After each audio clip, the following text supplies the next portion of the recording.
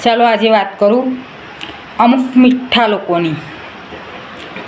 મીઠા લોકો એટલે જે લોકો આપણા મોઢે જ મીઠા હોય.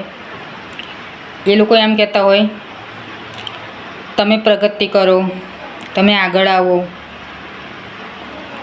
તમારું સારું થાય, એ અમને ગમે, એનાથી અમને ખુશી થાય છે. ના ના ના, હા, બિલકુલ એવું નથી હોતું.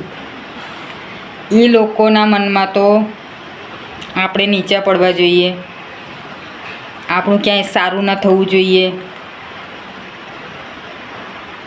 અને આપણું સારું થતું હોય ને ત્યાં પણ એમના મનમાં બળતરા થતી હોય તો પણ એ લોકો આપણા મોઢા પર એટલું બધું જૂઠું બોલીને એટલું બધું મીઠું લગાડશે કે ના પૂછો વાત.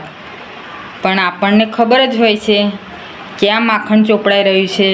બરાબર ને? જય શ્રી કૃષ્ણ. રાધે રાધે.